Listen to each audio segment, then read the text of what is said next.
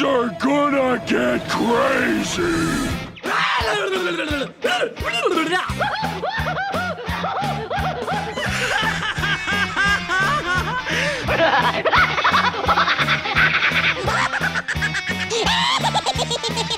Most everyone's mad here.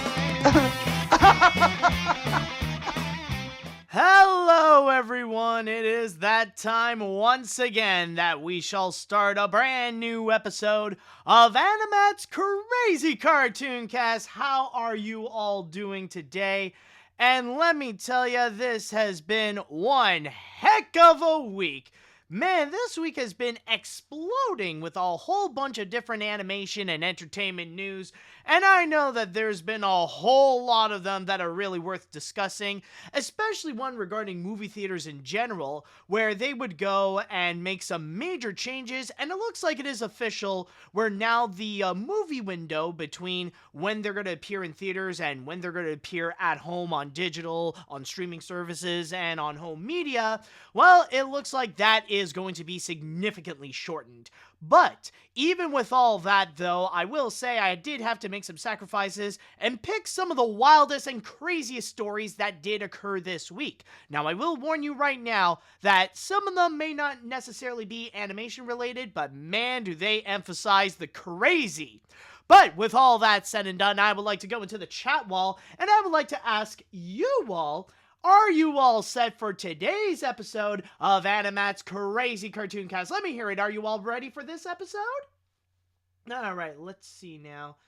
Let's see. Oh, someone said their birthday was last Thursday. Happy birthday to you. Let's see. Yes. Okay, that's great. People are starting to be prepared. That's what I love to hear. And with all that said, let us go and actually get things started. And with our first story that we have for you today, we are going to be looking into something that was very fascinating. In fact, this actually just started out this week with something major, which is the downfall of a Hollywood empire. And this is something that is really massive. This isn't the little petty cancel culture bullcrap. No, this is the full-on destruction of a prominent force in the Hollywood industry. Never since the downfall of Harvey Weinstein and the Weinstein Company have we seen this entire empire in the industry just went on a total collapse, or in this case, more on the brink of a collapse. So with that said, let us go and begin the madness by talking about the Golden Globes. Yes, starting things off with the Golden Globes. Now, you possibly have heard that when it comes to the Golden Globes, they have been in massive controversy, not just this year, but in recent years, actually, where it started to become noticeable that this was an issue, but it wasn't until in 2021 that this really did escalate to become a massively serious problem, and that is regarding the lack of diversity that is within the Golden Globes. Now, when I say that, some of you might think that maybe it's in terms of the nominations or the winners, that they don't hand it enough to people of color.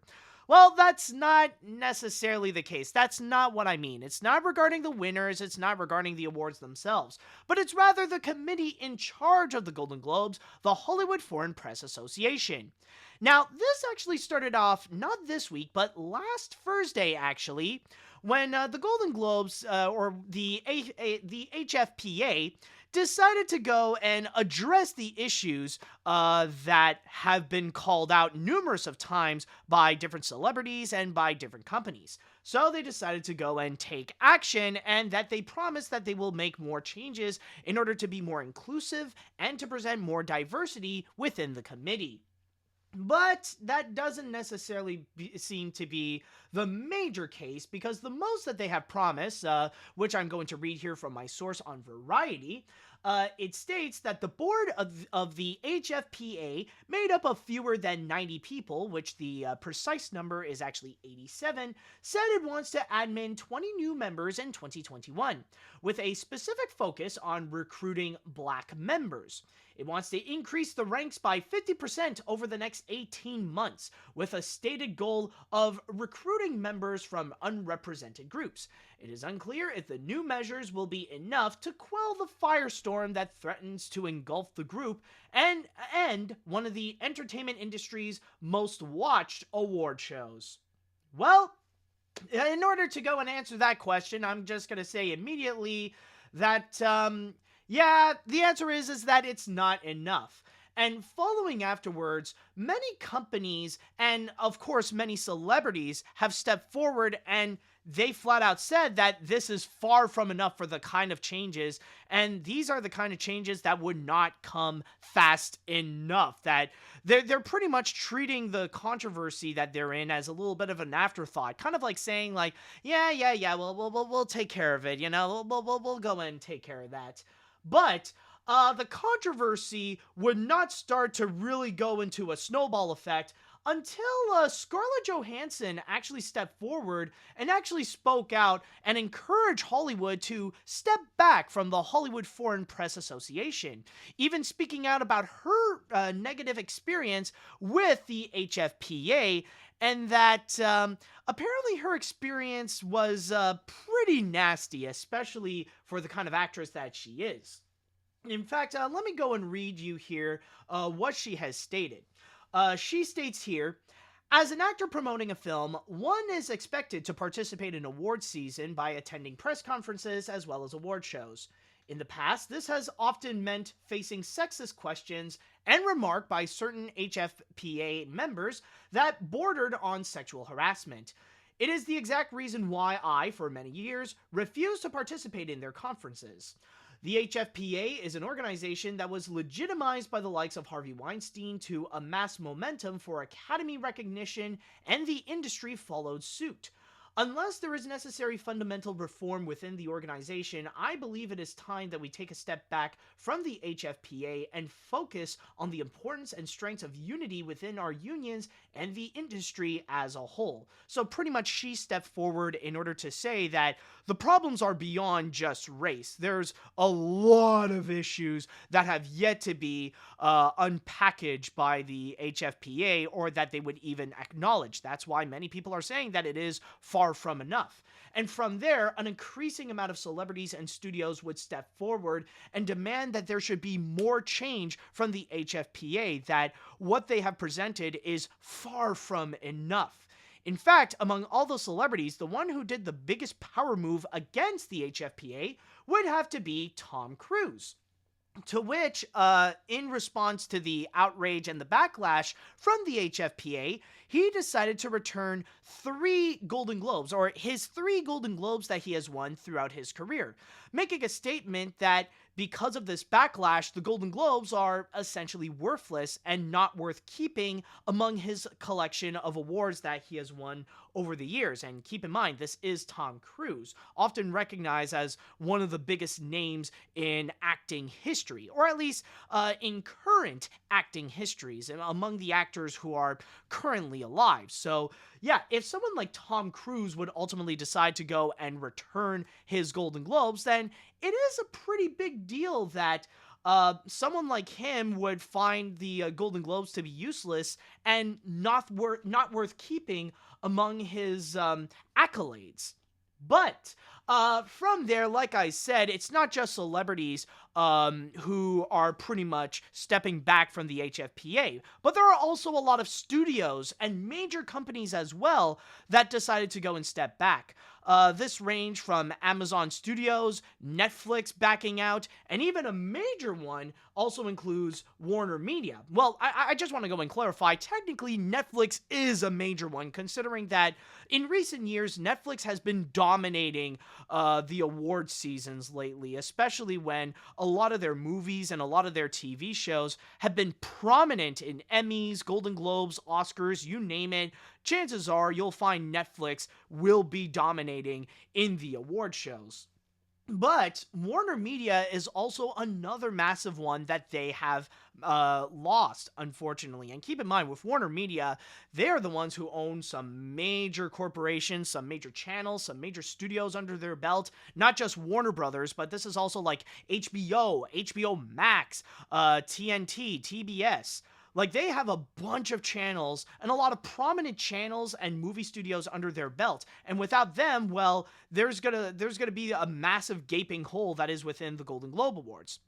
But among all the companies and among all the studios that decided to step away and protest against the Golden Globe Awards, none could ever make more damage than NBC Universal, who ultimately decided that for the 22 Golden Globes, they will not air it on ABC. In fact, reading from my other source here on The Hollywood Reporter, they actually put out a statement after the backlash stating, "We continue to believe that the HFPA is committed to meaningful reform. However, change of this magnitude takes time and work, and we feel strongly that the HFPA needs time to do it right. As such, NBC will not air the 2022 Golden Globes. Assuming the organization executes on its plan, we are hopeful we will be in a position to air the show in January of 2023. And by the way, this was a bit of a quick last-minute decision for NBC Universal in order to do so, because back excuse me, my lunch is coming back at me. But last Thursday, when the Hollywood Foreign Press Association announced the changes that they wanted to do, at first, NBC and Dick Clark Productions, they were on board with what they wanted to propose. They thought it was all okay, but then after seeing all the backlash from the other studios and from all the different celebrities, then they decided to just go 180 and decide, okay, we're just going to do our big move and just not air the Golden Globes next year at all. Like, it might as well be forgotten in 2022. So that's essentially the big situation that is currently happening with the Golden Globes and with the Hollywood Foreign Press Association. Now, some of you might be wondering at this point, why is this even a big issue? Some might be wondering, why is it such a big deal for the Hollywood Foreign Press Association and for the Golden Globes to have more representation in terms of diversity? Why is it so important to have such inclusiveness onto the committee? Is it something that they necessarily need in order to run the organization? Well, not necessarily, but the big thing about it is that it just seems very hypocritical for the type of organization and for the type of awards that they represent. Keep in mind, this is the Golden Globe Awards, and it's coming from the Hollywood Foreign Press Association. This is supposed to be the committee and the award show that's supposed to represent the viewpoint of movie lovers and for filmmakers and film critics and basically people who are interested in film from all around the world. And at that point, you better have the viewpoints or represent the people from around the world. And if you are going to be leaving out other groups such as Black people or undermine other groups such as women, well then it doesn't necessarily represent what you're supposed to be, like in terms of the Hollywood Foreign Press or the Golden Globes. It's not necessarily, I guess you could say, globalist of you to not be that inclusive and be ignorant in terms of diversity. So that's why there is that aspect that why they are facing such backlash, and especially nowadays where diversity has become such a massive hot button topic.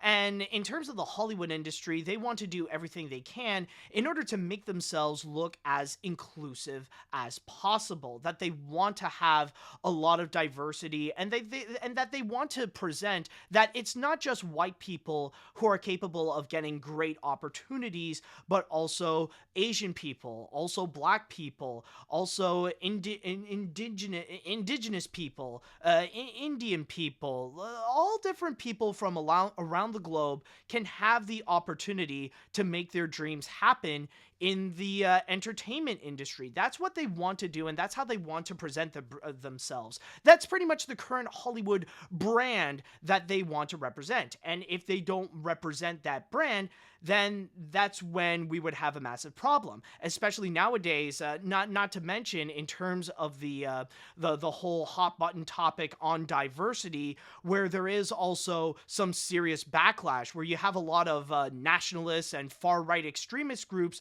that are going after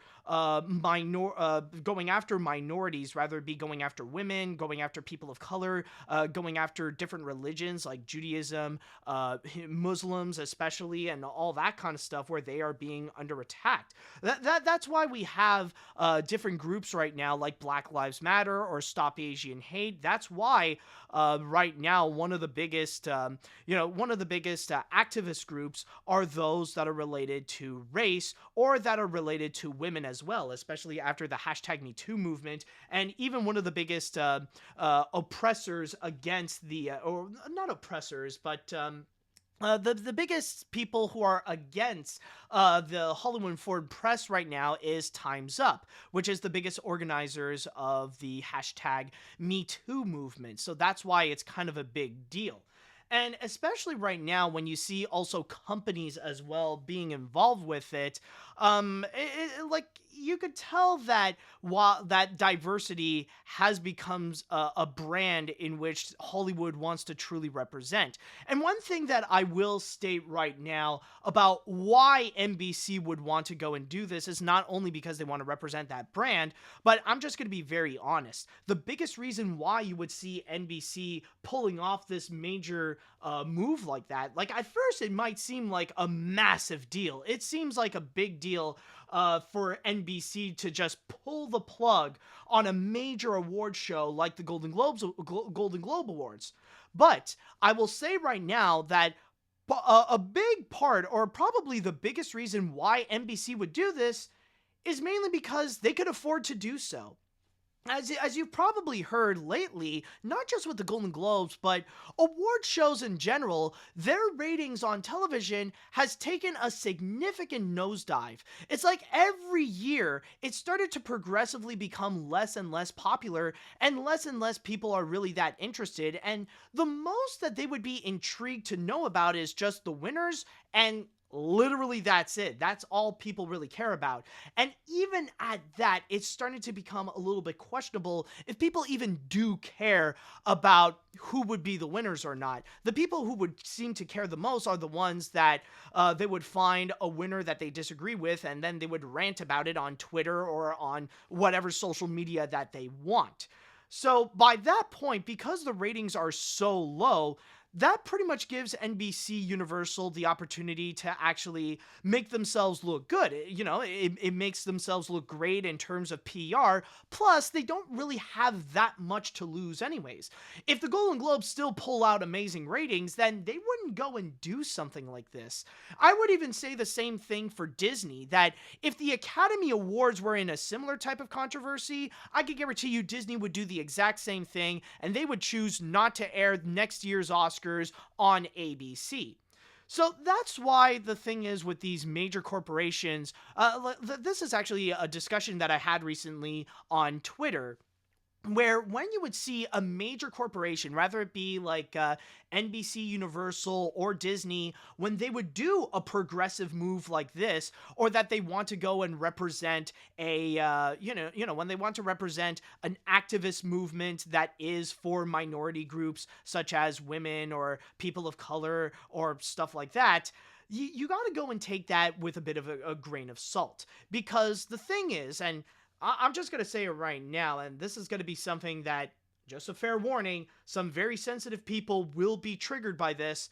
Woke culture is currently one of the most profitable things that you can be. You can make a ton of money by presenting yourself as woke or as progressive, or that you do support inclusive groups. Like diversity and inclusiveness, as much as it is a hot button topic, it's also a massive money making topic as well. So for NBC Universal, yeah, it's much more it's not only a more morally sound move in order to not air the Golden Globes for them to go and actually try to rush them in order to fix their situation, but it's also a much more profitable move. Yeah, they're not going to show the Golden Globe Awards next year, but really the big question is, do they really have that much to lose?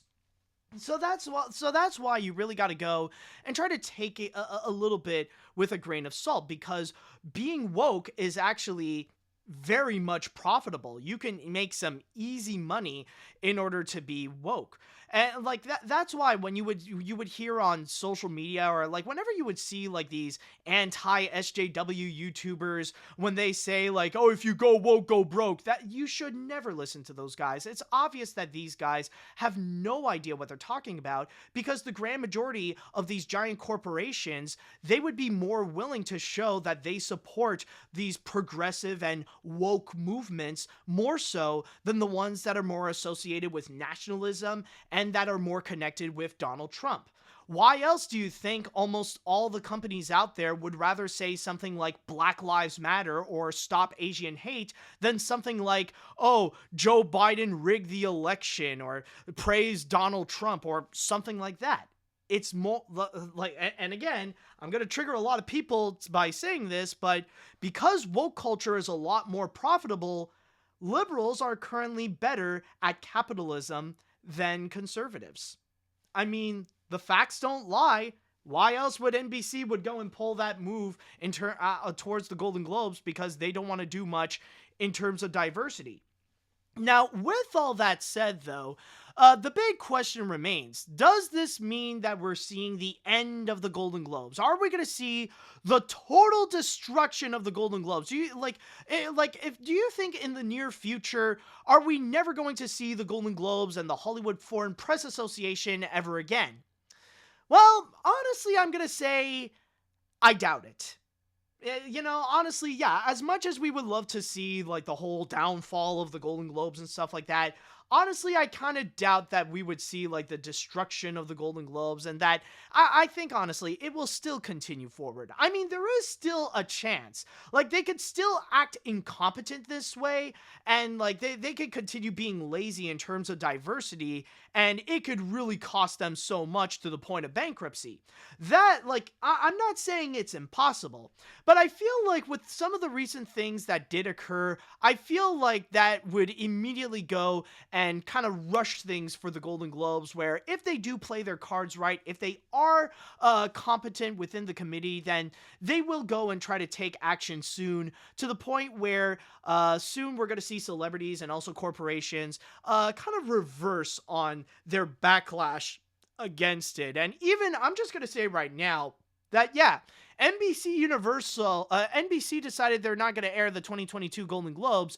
I think there might be a chance that we will actually see the Golden Globes appear in 2022 on NBC. That's why, honestly, I'm kind of taking it with a bit of a grain of salt, because the moment that they decided, okay, we're going to take action, we're going to immediately fix things up, then that would be pretty much be a move where they're going to revert, where the studios are going to reverse it, and then you're going to see like these different studios like Amazon, Netflix, Warner Media, they're all going to come back to the Golden Globes saying that, hey, it's the new and improved Golden Globes, now a lot more inclusive, and our committee has a lot more black people, and we're more respectable for women.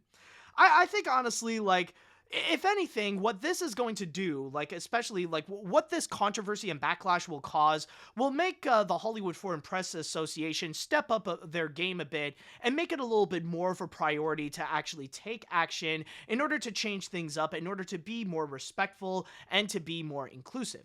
Now, for me personally, I definitely do agree with the backlash that the Golden Globes has received. I definitely do believe that there should be more inclusiveness and there should be more respect within the community, within the committee that they should give towards the actors and towards the filmmakers that are going into the Golden Globes, especially towards people of color, towards women, and all that kind of stuff. Yeah, absolutely. They need to be more representative of what they are as the Hollywood Foreign Press Association and as the Golden Globes, to represent people from around the world.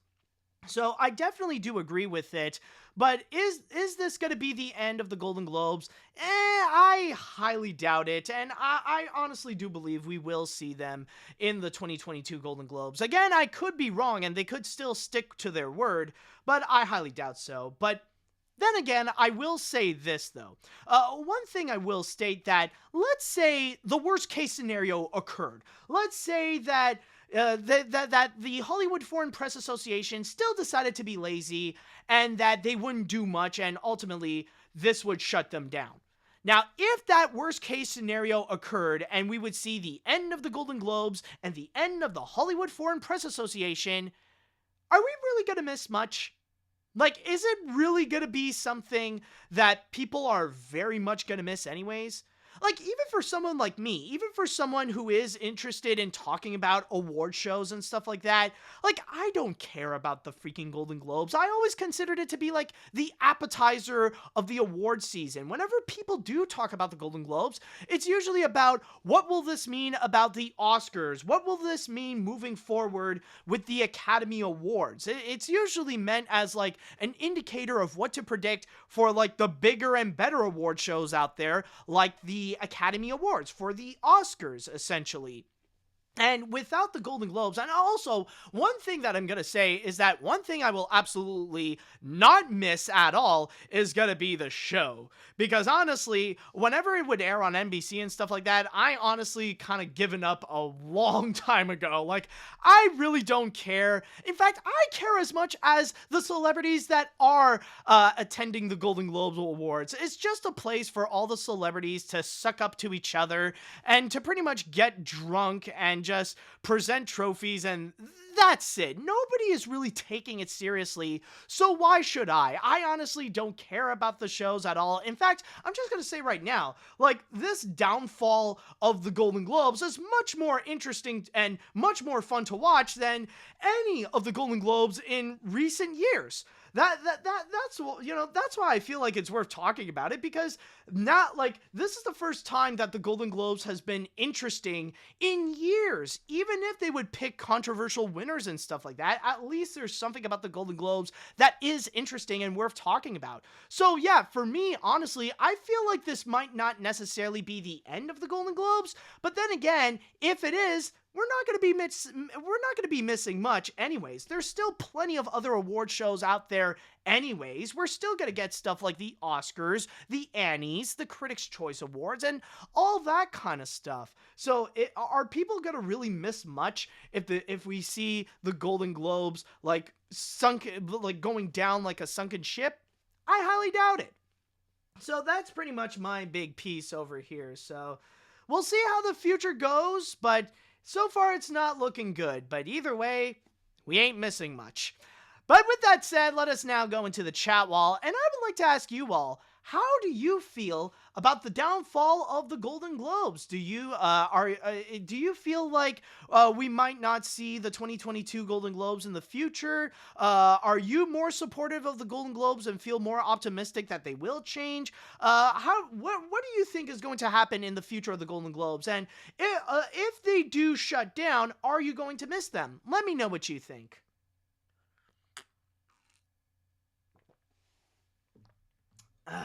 Okay.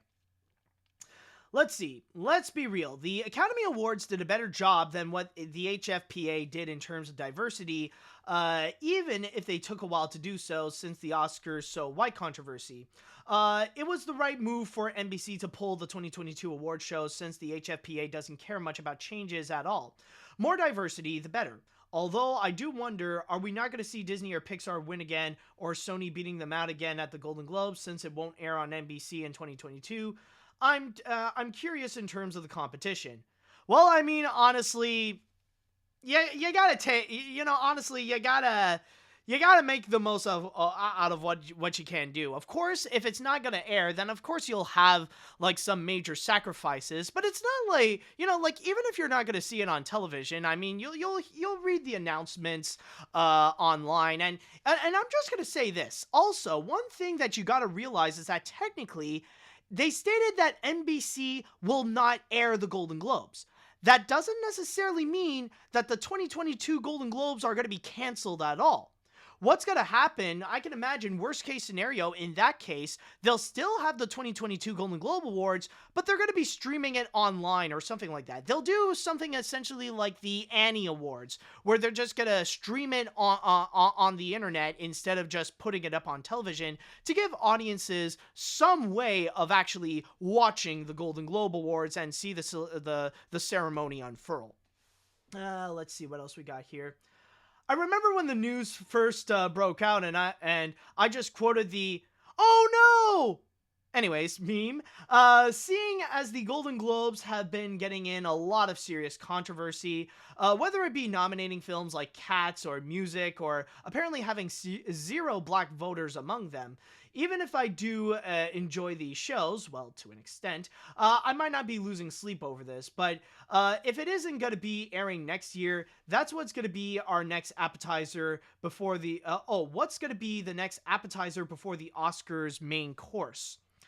That is a good question, and I guess it really does depend. I would say if it's not the Golden Globe Awards, it would either be the Critics' Choice Awards or the SAG-AFTRA Awards. I think it's going to be either of those two. Now, granted, with the SAG-AFTRA, that only focuses on the actors, and that's it. But then again, since the media and people focus a lot more on the actors in terms of the awards, I mean, you might as well count that one in. And yeah, also that's another major factor that I would like to go and discuss, is that technically, as I previously stated before, like the people who would pay the most attention towards the Golden Globes, or who would go and talk about it the most, are those that would go and rant about the nominees that don't deserve a nomination, especially in recent years where we saw nominations such as Cats being nominated for that terrible song, or even music getting some form of recognition. I mean, even the animation category is not exempt from any of that kind of controversy. You might remember in terms of the 2017 movies, where we saw films such as Ferdinand and The Boss Baby getting a nomination when they do not deserve it at all. Like, yeah, the Oscars did the same thing, but the Golden Globes also received some backlash for having those stupid nominations. And yeah, the previous commenter stated that, oh, is it going to be Disney winning the award? Oh, will it be Disney and Pixar winning another Oscar? Or will we see Sony getting another nomination? But then again, who says that there's a guarantee that something like The Mitchells versus the Machines is going to get a nomination in the first place? It could be possible we could see some kind of backlash in the form of the Lego Movie. And by the way, I honestly, like, I'm just going to speak my opinion, but I honestly feel like it's essentially stupid to say that, I got a subscription. Hold on a sec. Just want to say thank you to Amar Loves Art. Hey, love your videos and podcasts. Keep it up. Thank you so much, dude. And thank you so much for the subscription, by the way. But as I'm saying, yeah, I just feel like it's kind of stupid to immediately say that, The Mitchells vs. the Machines is an Oscar winner. They're going to win all the awards. It's the best animated feature of the year. All right, that's it. I mean, the thing is, guys, we're not even halfway through the year, and how many mainstream animated features have we gotten so far? It's just Raya and the Last Dragon, maybe Arlo the Alligator Boy, Mitchells vs. the Machines, and that's pretty much it. Who's to say that maybe later on we're going to see something better? Like, maybe Luca could turn out to be better, or maybe Sony's Vivo could turn out to be a better movie than Mitchells vs. the Machines. Or who knows? Maybe there might be something else, or maybe Netflix might pull out something that could turn out to be incredible.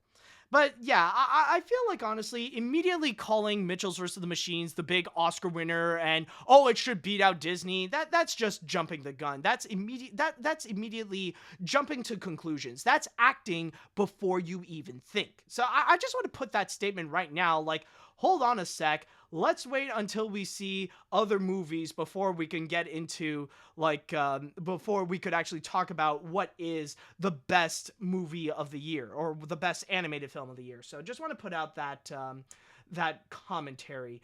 Let's see now. What else do we have here? I feel sorry for Scarlett Johansson. I really am. I'm not really into the Golden Globes, but I am very upset about this controversy. The movie industry really needs to stop being sexist to everyone and get along together. Also, one thing: did you hear about the Scrat show that was canceled about Scrat, and that he had a son and that it was originally made by Blue Sky for Disney Plus? I have not heard about that, but honestly, one thing that I will say that is actually hilarious about all this is regarding the fact that technically this is another controversy in which Scarlett Johansson also found herself in the center of it, and yet now this time she's the one who is absolutely right about this. She is the one that we should be siding with. Crazy things are happening in 2021. I don't know if anybody has that in their 2021 post-pandemic bingo. So just want to go and clarify on that of the funny little coincidence that we have here. Let's see. What other comments do we have? Let's see now. I may not care about award shows, but it is about time that big corporations and celebrities finally address a giant problem with the Golden Globes through time, although time will show if some of these companies truly care about the issue.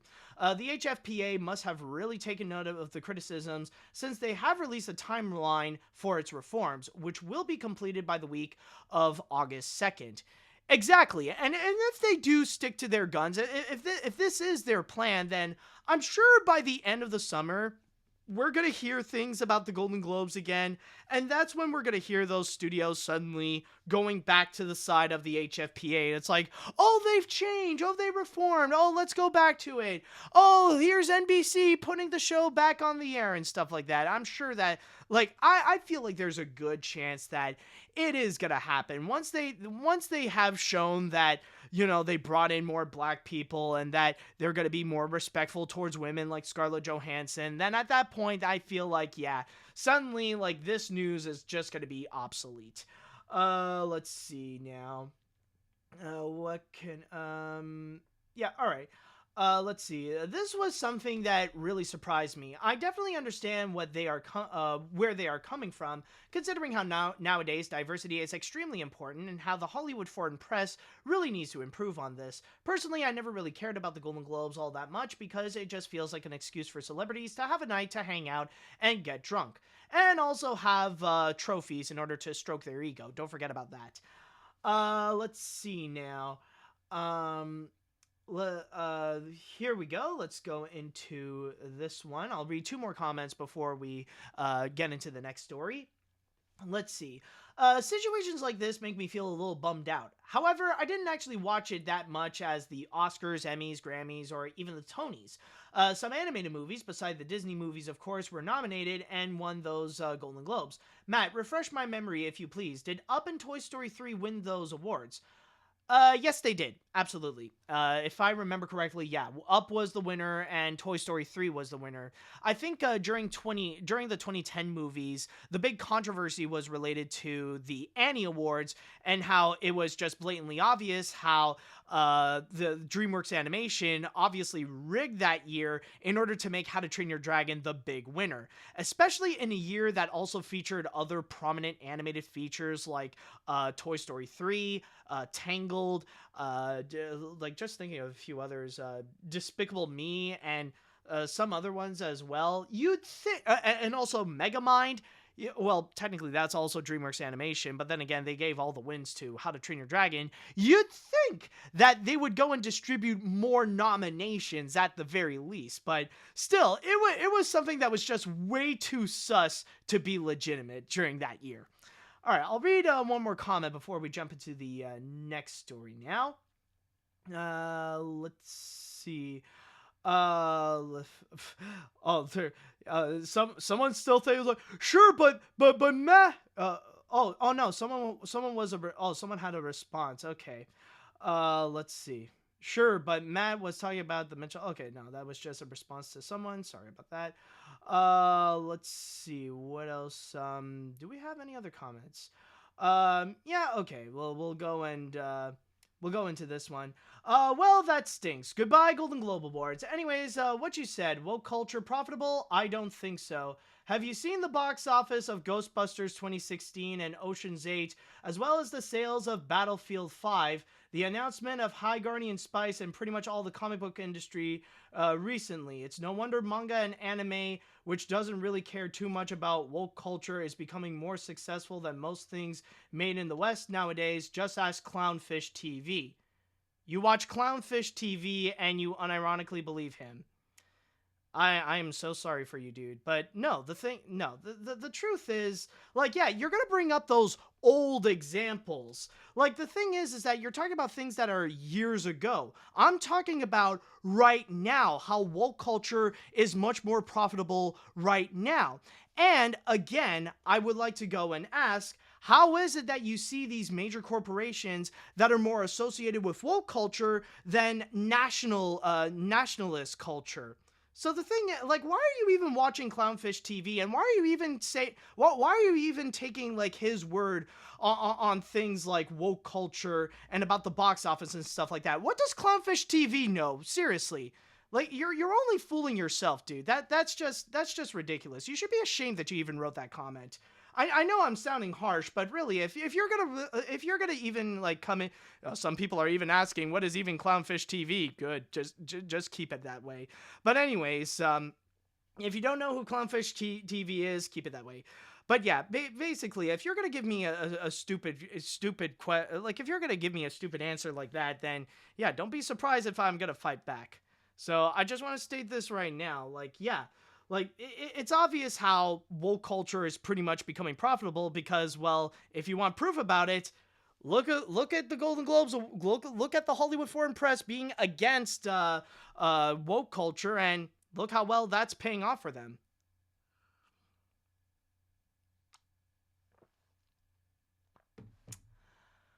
Okay, so now with that done, let us now go into the next story that I have over here. And speaking of Sony Pictures Animation, by the way, that does relate to our next story that we have over here. Considering that so far their association and their little partnership that they have with Netflix is going extremely well, especially after The Mitchells vs. the Machines, at that point, you might think that maybe what's going to be more to come coming from them is actually going to be pretty impressive, and it's actually like they might be bringing out some of the best animated features in recent years, especially when 3 of their movies this year are going to be coming out exclusively on Netflix, and 1 actually will be coming very soon. So with that said, let us go ahead and start things off by checking out the trailer for the next Sony Pictures Animation movie, which is yes, please close this, Wish Dragon. So let's go ahead and check this one out. If you could wish for anything... Oh, delivery! Have a nice day! Thank you! Delivery! Thank you. What would it be? Hey, Lena. Happy birthday. I miss you. Oh, no! Oh, gosh, Greetings, great master. The heavens have opened. Your wishes will be... Oh, a peasant boy. Well, this'll be easy. I know what you're thinking. Could this be real? Is magic real? Yes, it's real. I am a wish dragon who will grant 3 wishes to the owner of this teapot. How do you fit in this teapot? It's so small. Look at your little arms. Your face is so soft. Can you breathe fire? Now I've been stuck. In this teapot for 1,000 years. So the sooner we can get this over with, the better. Excellent choice. You see her? I wish... Stop. It's not... I can't make people fall in love with you. No, she's my best friend. 10 years ago.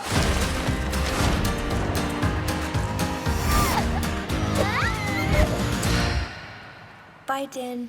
That's my wish. I want my friend back.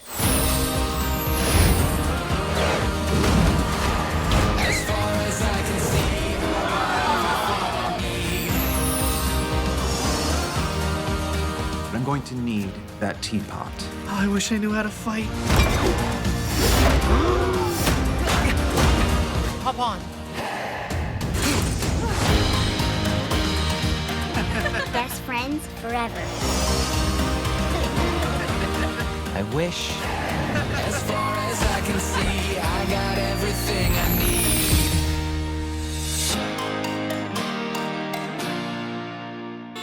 I wish this traffic would just... Yes, go ahead. Long, I'm not gonna waste a wish on traffic. Look, you're gonna have to use your... You're gonna have to use it. If only I had a magical dragon that could fly me across the city.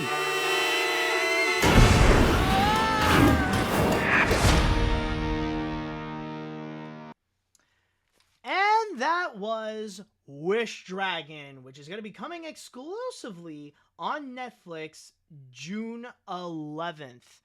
And one thing that I just want to state right now, because I already see people in the chat wall, they're already saying it right now. If there is one movie that people are currently comparing this the most to, is Aladdin. And you could definitely tell that you could almost say that Wish Dragon is basically an adaptation of Aladdin.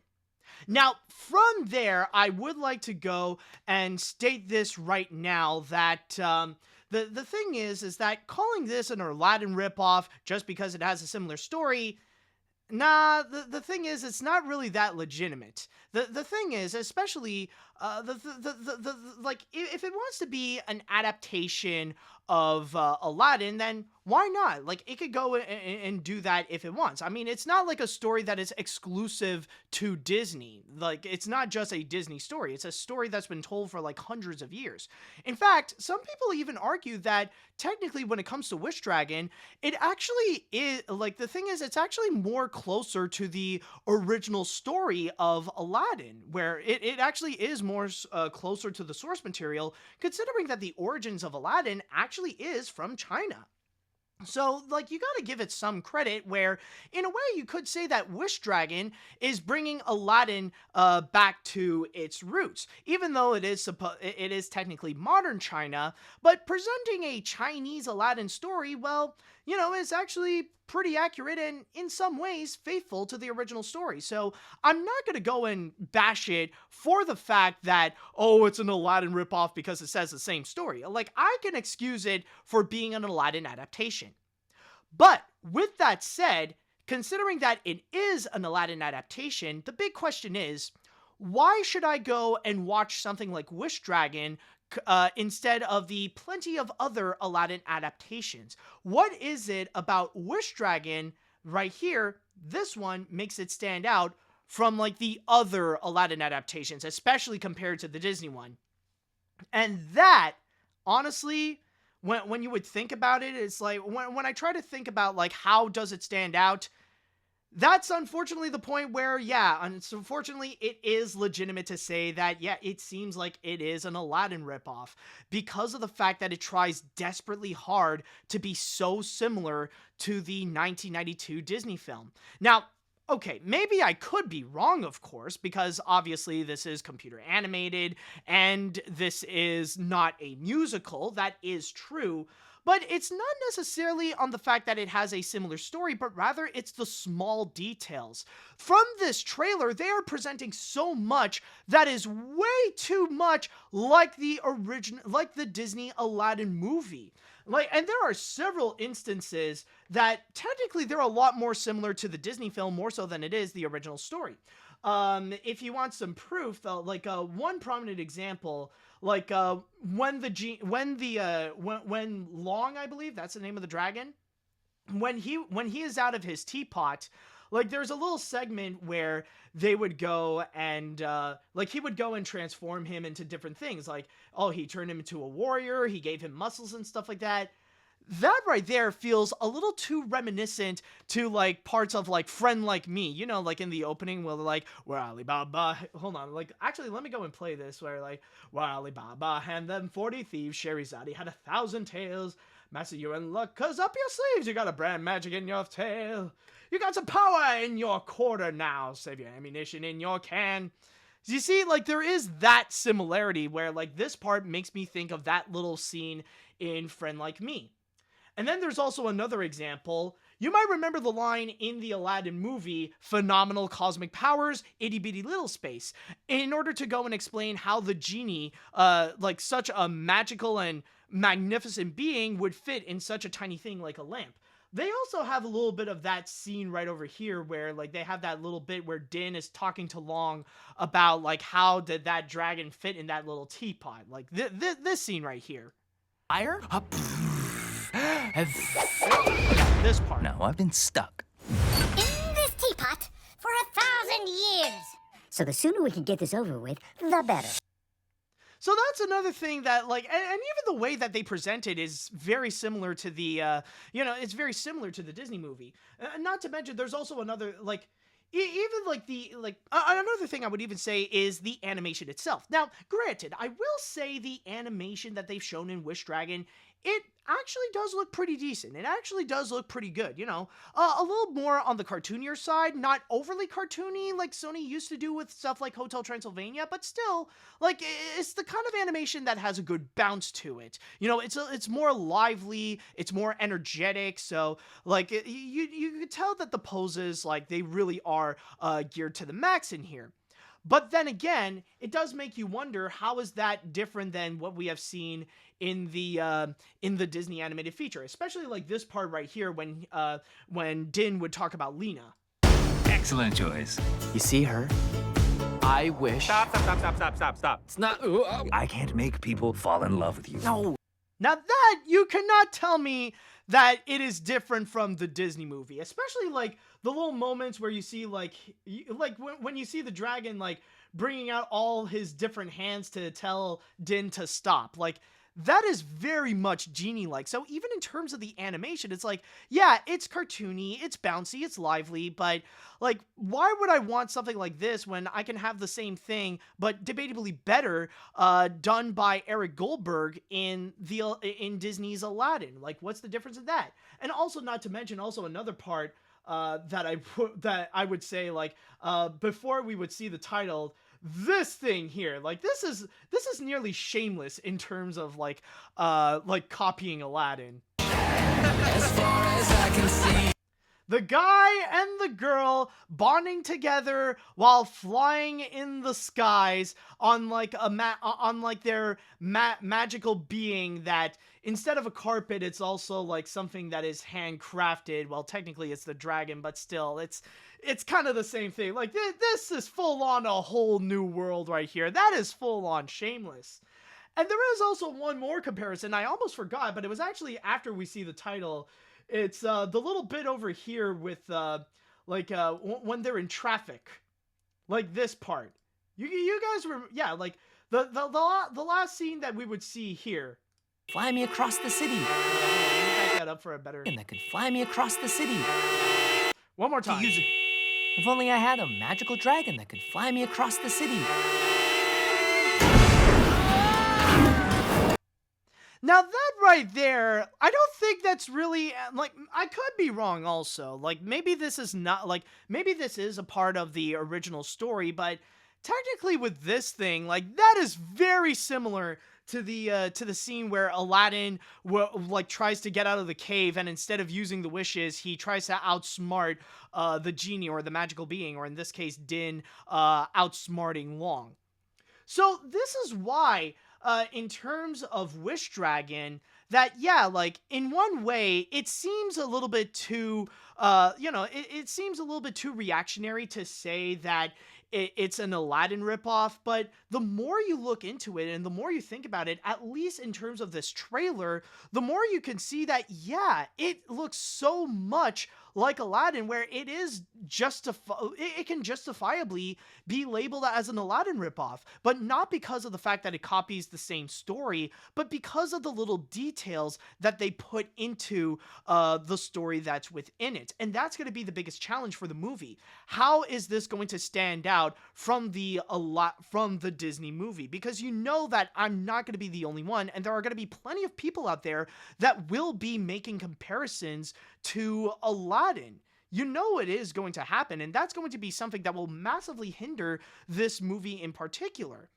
I mean, it's got some good things going for it, and like I said, it has some nice animation, but the factor of being compared to Aladdin, it might end up falling into the similar fate of The Thief and the Cobbler, where the comparisons are just going to be too much to the point where people will be passing this off as nothing more but an Aladdin ripoff and just decide to go back to the movie instead of watching something like Wish Dragon. So that's just one thing I just want to go and emphasize right here. Now, again, I am open to being wrong about this because we are just talking about a trailer, and who knows, maybe when the movie will come out, it could prove me wrong and will show that there are plenty of differences between this and the Aladdin movie. But for now, I just feel massively doubtful, and yeah, I think it is justifiable to say that it is an Aladdin ripoff, but we'll see if Sony can prove me wrong, and we'll see if Netflix did the right move of bringing Wish Dragon on board to Netflix. So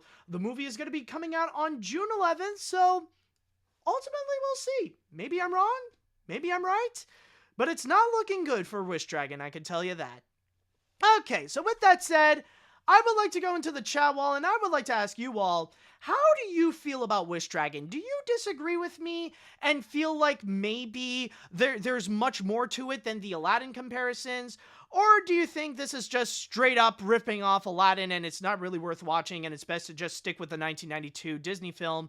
And this might be a similar case to the 2019 movie. Let me know what you all think on that.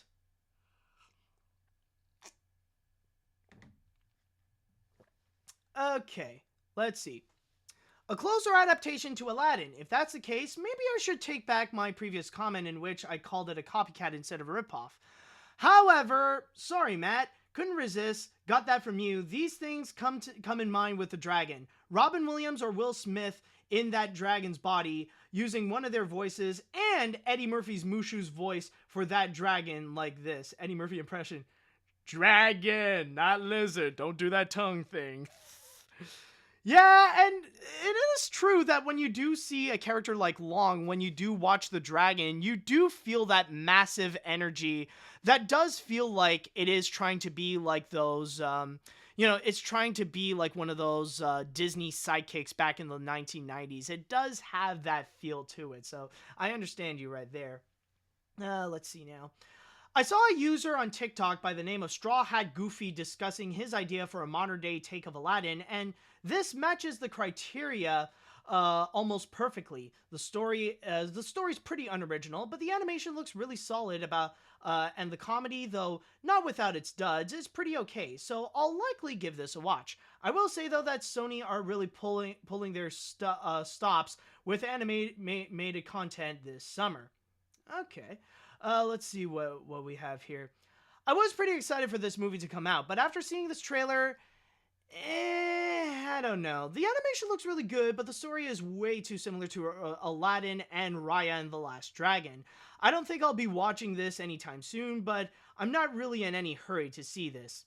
And yeah, that's also going to be another massive comparison. It's also going to be regarding Raya and the Last Dragon. Now, it's not necessarily that fair considering that like both Raya and Wish Dragon came out in the same year, but the factor of a prominently Asian cast and also diving into like Asian cultures, which in this case they're going more into Chinese, modern Chinese culture. Like, yeah, there will be those comparisons as well. Not to mention having one of the main characters be a godforsaken dragon. So there is that too. Let's see now. What else do we have here? Okay, I know people are saying that Wish Dragon, but I am going to have to give it a chance, so I'm going to be fair on it. Okay, fair enough. Let's see now. Just because this movie's narrative structure is similar to Aladdin doesn't mean it's automatically bad. That is true. I agree with you there. There are still some differences, like how the dragon is more cynical and gets easily angered when compared to the genie, and how the main character just wants to reunite with his childhood friend while Aladdin fell in love with Jasmine. The animation looks good and the humor seems okay, so it might be worth a watch. Okay, so fair enough. there are those like little elements as well that are different. I'm not saying it's identical. I'm not saying it's a case like maybe I'll take back on my previous comment that it's not like the 2019 movie, but still. Let's see now. What else do we have? What other comments? Well, this is disappointing. It's definitely a cute movie, but I can't say that this is going to be Sony's anticipated animated film. Well, at least it's on Netflix, so I might watch it out of curiosity. The biggest difference between its Aladdin-isms is the genie/dragon is more malicious or mean. Maybe he's different in the final film, but I don't like him. The Aladdin story was set in China, but it was written by white people who can't tell the difference between a sultan and an emperor. Well, it is the 90s, and cultural diversity is not a necessary importance during that time, so there is that. Let's see now. I think you might be right about the original story being Aladdin originally being in China, but the similarities for this to the 1992 Disney movie, now that's copyright if I'm wrong. I do enjoy the animation, and the trailer does look good, but we'll have to wait and see if it gets any praise. If it wins, well, yay. If it doesn't, then oh well. Also, if Iago was here to say, "What a big ripoff! I'm going to sue the company for being a copycat." Well, then again, I would say, though, that, well, like, yeah, it does seem like the kind of thing that Disney lawyers might be raising an eyebrow a little bit on this. But the thing is that, if Disney would legitimately go and sue Wish Dragon for copying too much of the Disney movie, then they probably would have done that already. Let's see what else we got here. I think I'll read one more comment. Yeah, I'll read one more comment. Let's see. I'll agree that Wish Dragon is definitely no Mitchells vs. the Machines or upcoming Vivo, but for me, I'd rather pretty much judge this movie on its own without calling it an Aladdin ripoff. I looked at the Chinese version briefly from a different website from probably 10 minutes. It has some promise, so I hope it's decent. Also, can we talk about the promotional use of the Shrek producers since Netflix is promoting this one heavily?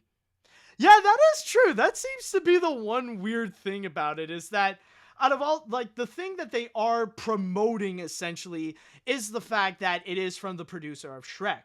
Now, I know that technically it would have been easier to just say from the people that brought you the Mitchells vs. the Machines, but let's be honest, Sony Animation has yet to really use that much in terms of their marketing. Like, in truth, Sony Animation has yet to really capture the public with its name as much as something like Disney or Pixar or even Illumination. I'm sorry. Like, yeah, sure, it has a prominent presence and prominent love right now in the animation community, but that is still an extremely niche market right there. And promoting that it's from someone who worked on Shrek than it is from Sony Pictures Animation, it's a lot more prominent and has a lot more appeal to the general public than just going after that one little niche market. And that's one thing you gotta realize, and many people have often forget that, yeah, when it comes to the animation community, they are an extremely vocal community, but they are still a very niche market right there. It's still like a group of a minority group compared to the mass general public who would normally consume Netflix. So I just want to go and state that right now. But with that said, we'll see if Wish Dragon could actually prove me wrong. Maybe it's more original. Maybe it is an Aladdin ripoff. But we shall see when it does come out on June 11th.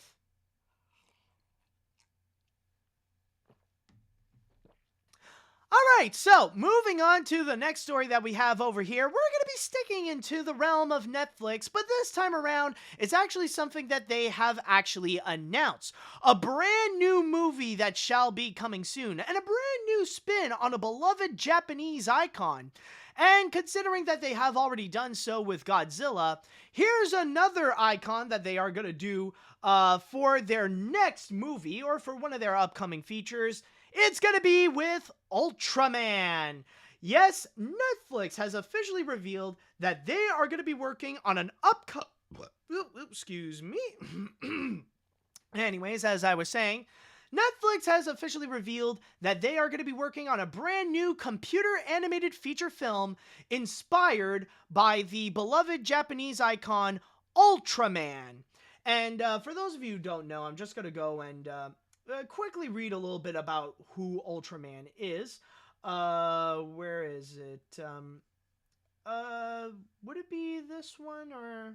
No, there is a little paragraph that would say, or did it say something? I thought it did, but anyways. Okay, but yeah, as I was saying, Ultraman is essentially, but basically with Ultraman, basically imagine mixing the Power Rangers with Godzilla, where you got this one dude in a super suit fighting against kaiju monsters. That's basically the gist with Ultraman, but ever since like the 1960s he came out, apparently it was 55 years ago since he made his debut, he became a massive Japanese icon and a bit of a global phenomenon as well, where when kaiju started to get popular, like Godzilla and Gamera, is it Gamera? Yeah, and Gamera started to become popular in places like North America and other areas in the West, Ultraman also came into the scene as well. But going back to this Netflix adaptation, they're going to be doing something a little bit different. In a way, it's a bit of a reboot so that American audiences can really get in, or Western audiences per se, can start to really get into Ultraman.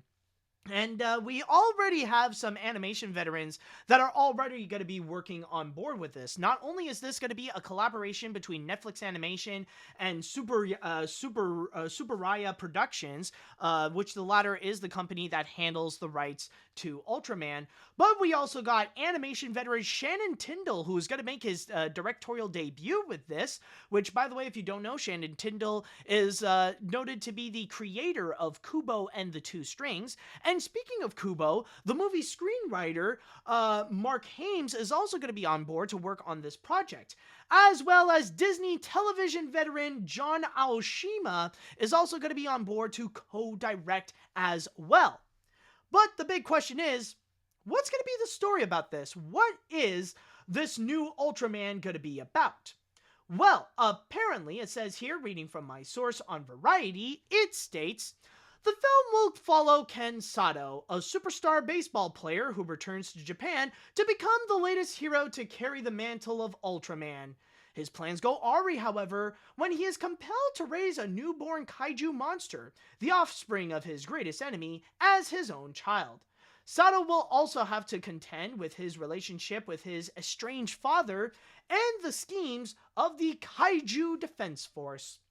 We also have a couple of quotes that I would like to go and read here. First is actually from Shannon Tyndall himself, stating, making this film is a dream come true. What began as an original story inspired by my love for Eiji Tsuburaya's Ultraman somehow became an actual Ultraman film. Thanks to the incredible trust of the team at Tsuburaya Productions and the support of the folks at Netflix Animation, we've assembled an all-star team and I can't wait to share our unique take on Ultraman with the rest of the world. We also got a quote coming from the CEO and chairman of Tsuburaya Productions, which is Takayuki Sukagoshi, in which he states, this partnership with Netflix will be the first full-scale endeavor to reach a global market for Tsuburaya Productions. Ultraman, since it was created, has charmed many people around the world, and Shannon Tyndall is one of those people. He was greatly influenced by Ultraman as a child, and he grew up becoming a creator himself. I am delighted that families around the world will be able to watch Shannon and his team's vision for Ultraman on Netflix and foster feelings of courage, hope, and kindness. And also, one thing that I would like to go and state is regarding what they're going to do in terms of the plans.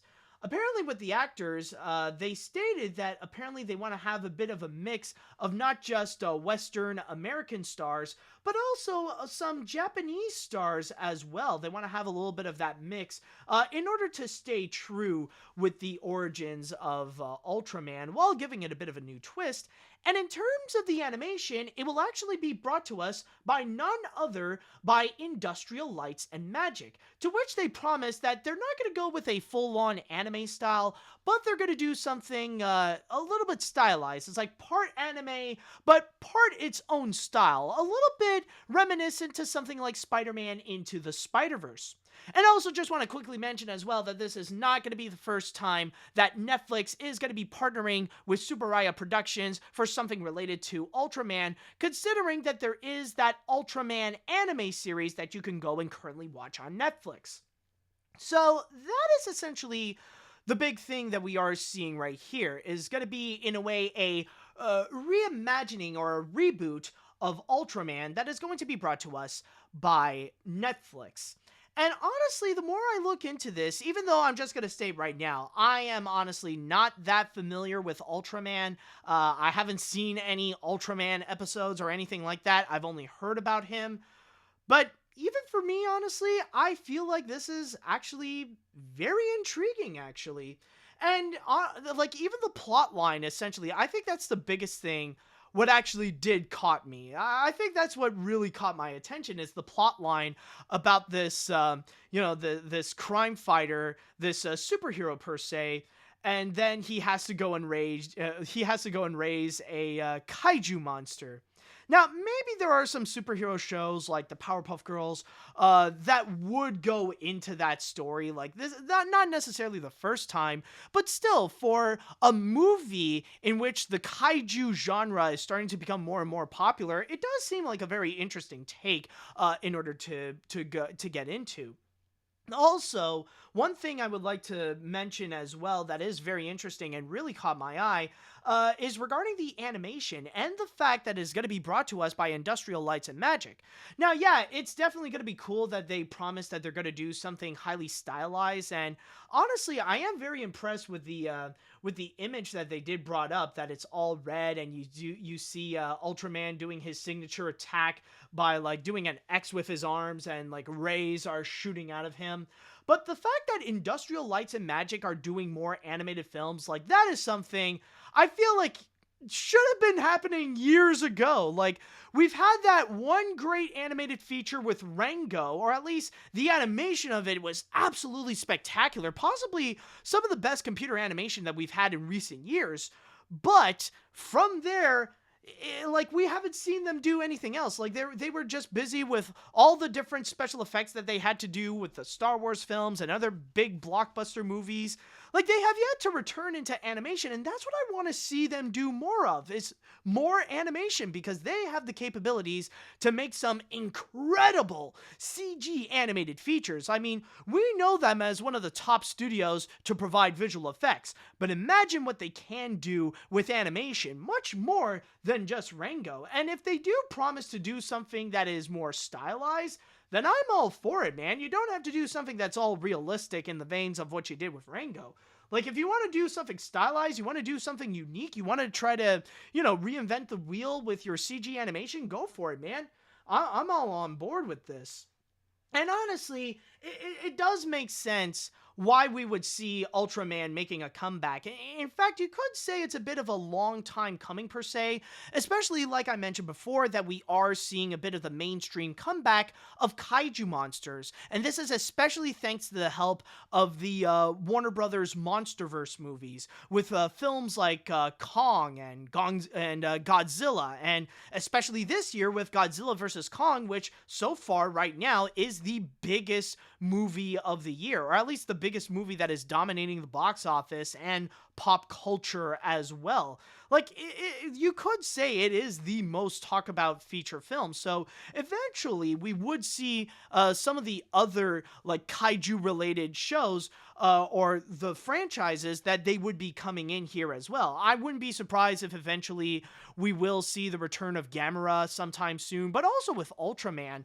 Like, not only is he very prominent in Japan, but also in terms of kaiju fans and in terms of anime fans or people who indulge themselves in Japanese culture, they definitely are familiar with Ultraman, and many of them are also very much fans of Ultraman as well. So there really is this untapped market with Ultraman that has yet to be exploited. So, like, we already have seen Netflix, like, really starting to get into that a little bit with their Ultraman series, but committing to a full-on Ultraman movie like this and make an animated feature with kaijus as well, the creative possibilities are definitely endless. Honestly, this might sound crazy, but even for someone who is not familiar with Ultraman at all, and not necessarily someone who is really that much into kaiju movies, I'm not saying I'm against them, but, you know, I don't talk about them as much as some others.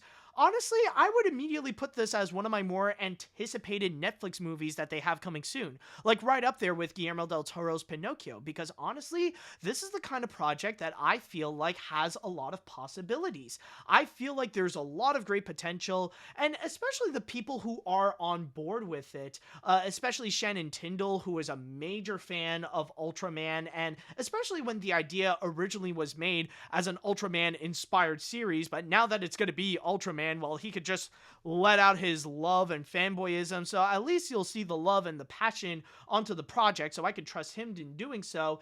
And not only that, but you also got some prominent and great people that are working on it as well. The screenwriter of Kubo and the Two Strings that are going to be working on the script, and then you also got John Aoshima, who has worked on some amazing Disney shows recently, like DuckTales and Gravity Falls. He's also going to be helping out. I mean, if it worked well with the Mitchells vs. the Machines to bring out something great from people who worked on Gravity Falls, then this could actually work out as well. So overall, this honestly has a lot of great promise. I'm actually pretty excited for this. So yeah, I'm not familiar with Ultraman, but this could be the thing that could make me an Ultraman fan. Who knows? But honestly, I see a lot of great promise. I trust a lot of the people who are working on this film, and I wish them all the best of luck to work on this movie. So with that said, I would like to go into the chat wall, and I would like to ask you all, how do you feel about this Ultraman movie? Are you guys excited for this one? Are you a little bit iffy on it? If you're an Ultraman fan, what is your opinion on this? Let me know what you think.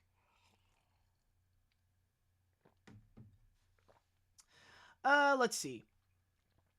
Like you, I am not that familiar with Ultraman, but from what I am reading about this series so far, it's actually a movie, but anyways, this does seem rather interesting. The cast looks great so far, and I am incredibly happy that this will be animated by Industrial Light and Magic, since Rango still looks incredible to this day.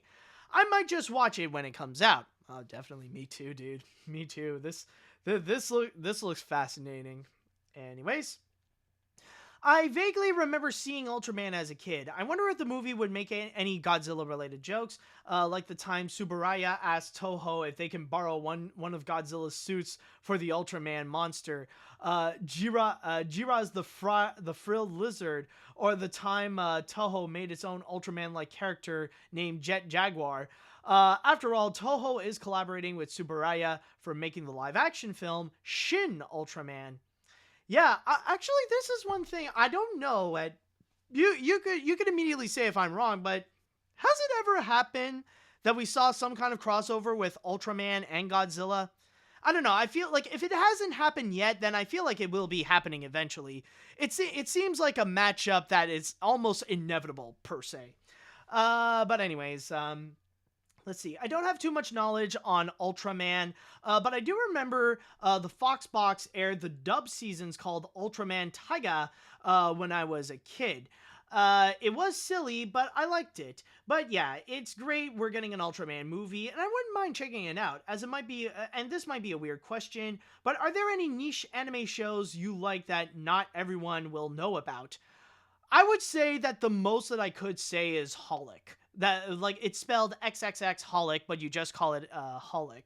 That is not many people talk about that show, but I find it to be a great and really intelligent series. Yeah, like the designs are weird, and yeah, they look like a bunch of Slender Man characters, but still though, there's a lot of great substance onto that series. Definitely worth a watch. So for me, my answer to that is Holic. Let's see, what else do we got here? Did I read this one? Oh no, I haven't. This should be interesting for me. While I don't know very much about Ultraman, there is definitely a lot of potential with the people involved. Also, it is great to see that Netflix is really trying to get more into creating animated features more, and for me, this is definitely one of the films I might pay attention to, a bit right up there with the Loud House movie and Troll Hunters Rise of the Titans. Alright, what else we got? I'm not that familiar with Ultraman, but it honestly sounds really cool, especially this coming from the creator of Kubo, which was absolutely a phenomenal movie. Oh my god, I absolutely agree. I even put it on my list of the best animated films of the decade. Let's see. However, in the events that I do become obsessed with this show, don't be shocked if my teacher calls me out for saying, "Sheen, this is the 7th week in a row that you've shown Ultraman in class." Oh, yeah, that is true. Actually, that would be an epic crossover I would love to see. We need the crossover of Ultraman and Ultralord. When are we gonna see that, man? I need that crossover. Give me Ultraman meets Ultralord, or Ultraman versus Ultralord. Either way, there's some strong potential there. Nickelodeon, Super Raya, get into that. Okay, anyways, what else do we have here? Let's see. I never was familiar with Ultraman, but after hearing about this, I must have this. I must have this now. Hopefully, this should have a lot more prominence than Paramount's Rumble, which will be coming out next year. I'm definitely going to be watching this upcoming film in the comfort of my own home. All right, that's nice. I'll go and read one more comment. Let's see. Is there a season 2 of Ultraman? Netflix is finally ready to release the much-awaited second season of Ultraman. The streamer announced the renewal and confirmed that Ultraman Season 2 is coming soon. Ever since the series debuted, fans have been waiting for this sequel to appear on screen. Well, from what I've heard and from the little research that I have done, from what I saw, it looks like, yeah, it's gonna happen. We don't know when, but I mean, there's nothing that says that they're not going to release it. So strap in tight and maybe they'll have it coming pretty soon.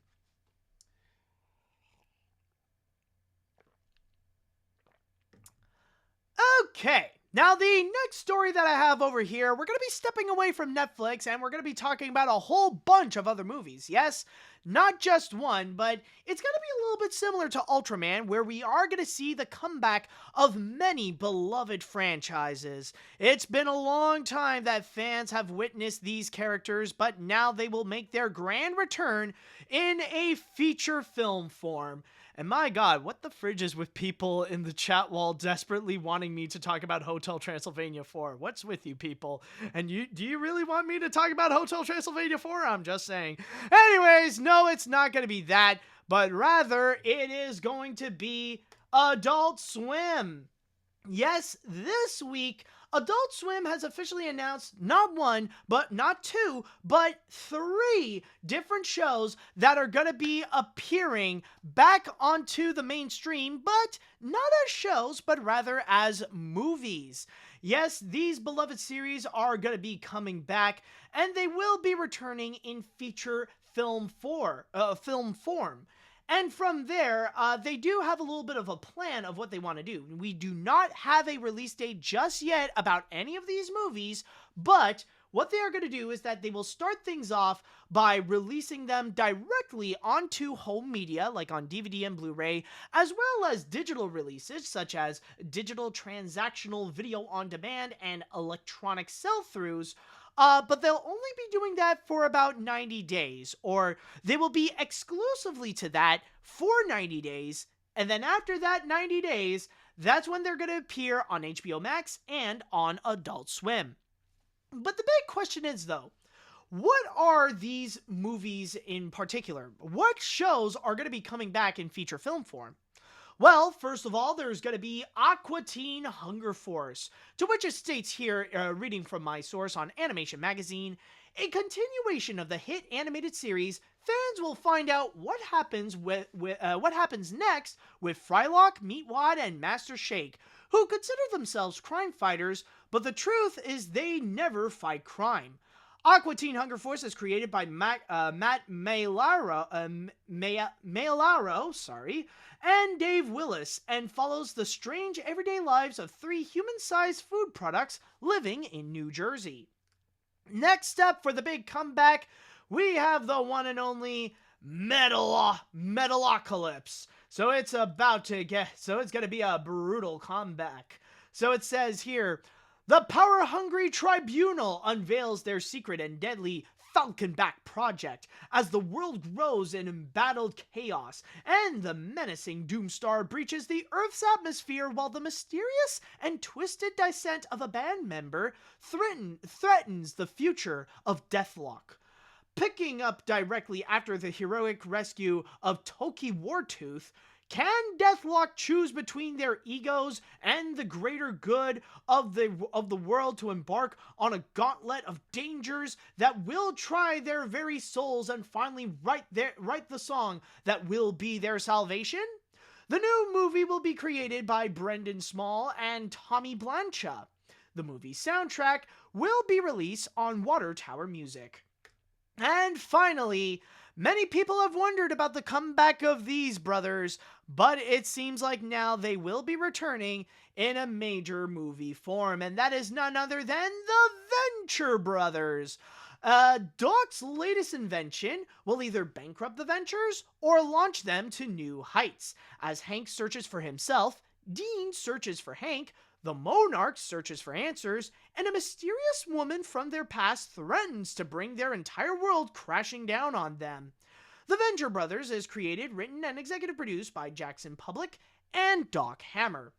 And again, I just want to go and state right now that we do not have, once again, a release date for any of these movies in particular. We know that they are going to be coming soon, but we don't necessarily know when. Maybe it's going to be next year. Maybe at the earliest it's going to be the end of this year. Who knows? But we know that Adult Swim is going to be bringing these particular characters back.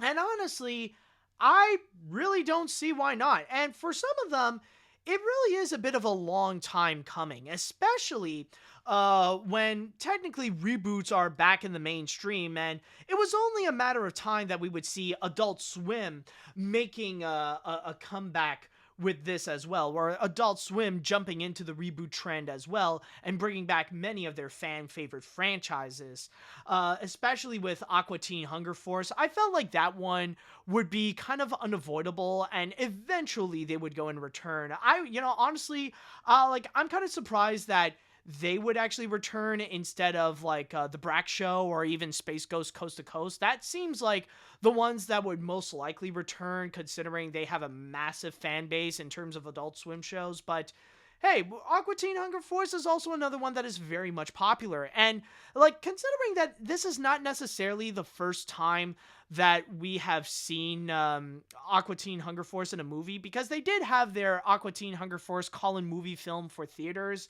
And that one, I remember reviewing that one years ago, and technically I just felt like it was more meh, because it wasn't really a movie per se. It was more like a 90-minute episode of the show. That's basically what it is. I mean, yeah, there were some elements that are pretty big in terms of the events of the series. I remember when back when I was a teen, I used to watch some Aqua Teen Hunger Force, and I do agree, it was it's hilarious, but it's also one of the stupidest shows I've ever seen.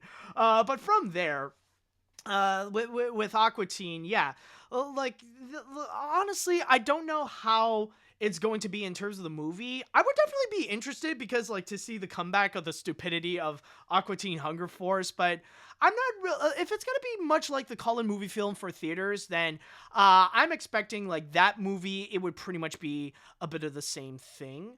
So we'll ultimately have to wait and see.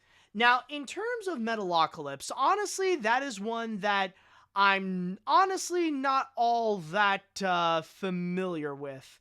And some people are even bringing up the fact that, the Aqua Teen controversy. Yeah, there was that infamous moment that really screwed over Cartoon Network.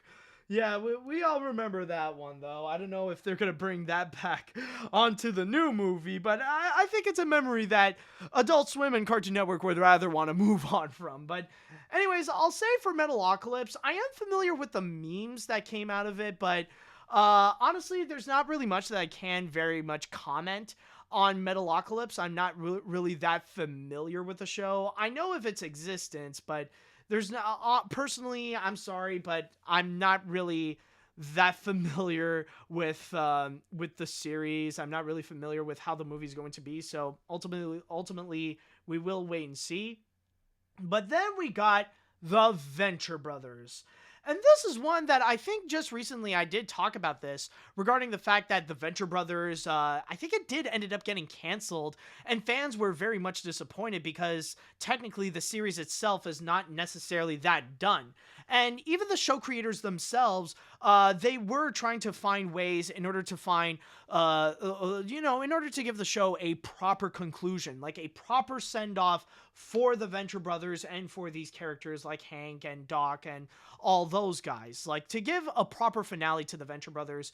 And I got a feeling, like, there is no confirmation of this, but I do have a feeling that when it comes to the Venture Brothers, I think this movie is going to be that conclusion. I think it is going to be that grand finale that they will deliver. That, or it's going to be like some kind of announcement that the Venture Brothers is going to be coming back on HBO Max or something like that. But considering the fanfare that is behind the Venture Brothers, and considering the much anticipated finale that many people have been waiting for, I feel like this movie is going to be it. Among the three that they have announced, I think the most anticipated one will indeed be the Venture Brothers, because this will be the comeback of one of Adult Swim's biggest shows, but also to see if there is going to be a proper ending, if Adult Swim will be giving a proper send-off to that series. Will that be it? We don't know yet, but for now, this is all that we do actually know. It's just going to be the fact that there are going to be these three shows that are going to be returning in movie form. And that's pretty much it. We don't even know when they're going to be coming out, but we just know that it is going to be happening. And yeah, I think honestly, like, Adult Swim is definitely delivering something that the fans will very much anticipate. And even though I did point to just Venture Brothers being the most anticipated, I can imagine that Adult Swim fans are definitely going to be hyped up for the comeback of Aqua Teen Hunger Force or Metalocaypse and stuff like that. Like they're like every single one of these movies is a promise of the return of beloved, and I would even say classic Adult Swim characters. So we'll see how things go with them, and maybe the comeback will be worth it, maybe it won't, but we shall see. Alright, so with that said, let us now go into the chat wall, and I would like to ask you all, how do you all feel about these Adult Swim shows coming back? Do you have a personal favorite that you want to see in terms of these movies? Which ones are you the most excited or the least excited? Let me know what you all think.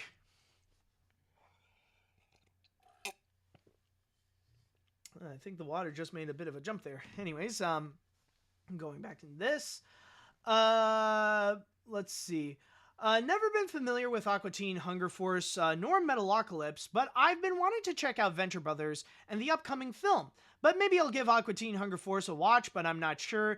These movies do look promising, but I wouldn't get some of my hopes too high. As you know, what will be interesting to see is a Robot Chicken feature film. Now that I will be down. And please don't mention the Aqua Teen Hunger Force incident. Yeah, well, I mean, if you're going to be interested in checking out Aqua Teen Hunger Force, just brace yourself, and my best advice is just turn off your brain. Like, don't think too much, turn off your brain, enjoy the stupidity, because if you think too much, it's going to hinder your enjoyment from the series. That's the best thing that I could say. And when I say turn off your brain, I mean, like, fully turn it off. Not dumb yourself down. I mean, like, go, like, switch off. Best thing I can tell you. Let's see now. Considering these shows were all suddenly canceled, these movies might just give fans these shows some closure with a proper ending. I'm not really familiar with these shows besides Aqua Teen, but I am thinking of watching the two other shows. Alright, that is nice. Let's see what else we have. Considering these shows were all... Oops. I literally just read that one. Sorry about that. Would I go with...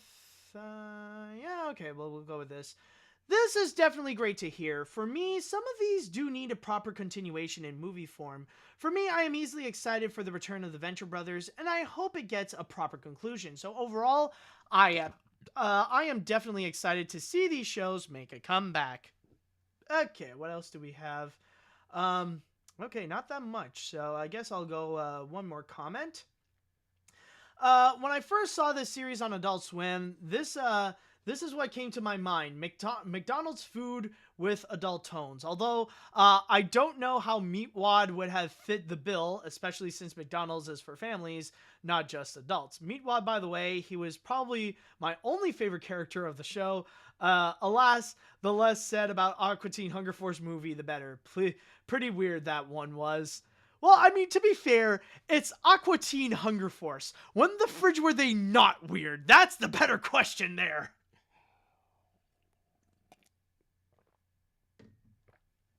And now it is time that we shall get into the grand finale. And since I started this off with the downfall of a Hollywood empire, I might as well and conclude this with the downfall of another Hollywood empire.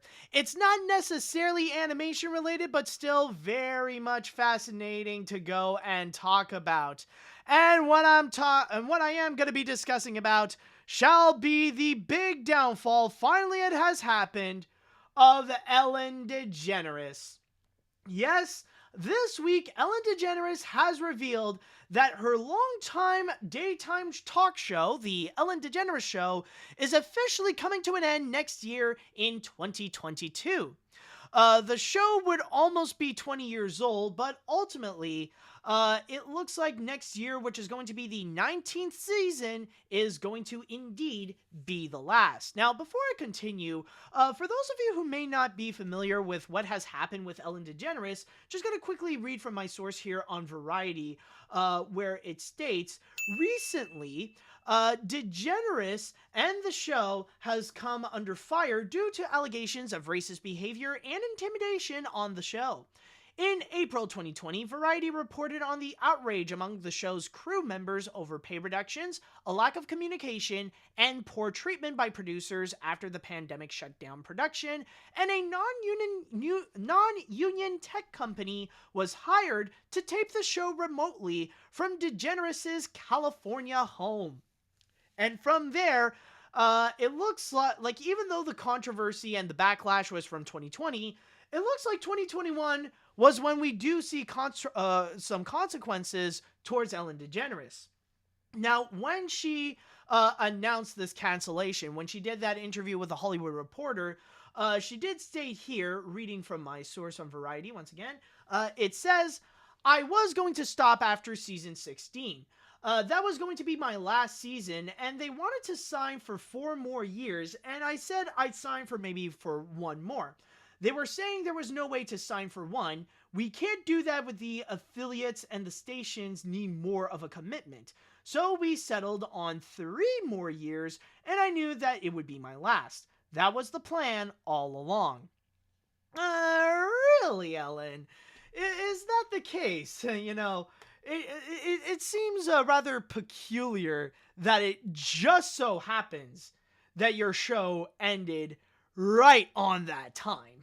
And it's funny to see this finally occur, that finally we do see the consequences of that backlash in particular. And the reason why it is so fascinating to look into this and to talk about it is because what's very fascinating about the Ellen DeGeneres backlash is that really, the more you think about it, the more you realize that this term of controversy, like, it really is damaging to Ellen DeGeneres. Like, not just regarding her image and stuff like that, but really, this is like career ruining. Because you gotta keep in mind, that controversy did not kill off the Ellen DeGeneres Show, but rather, it killed off the Ellen DeGeneres brand. Now, when you would go on the streets and you would go and ask someone who is Ellen DeGeneres, then they would go and tell you about the side of Ellen that they would normally see in the talk show or whenever Ellen would be on television. They would say that she is the fun-loving talk show host, the selfless and caring person that always wants to make sure that you leave with a smile and that you always have a good time no matter what, and is always giving and always helping out charities and stuff like that. One of the most kind-hearted people in Hollywood. In fact, she's the one whose biggest motto is be kind. But is that who Ellen DeGeneres actually is? Well, as it turns out, no.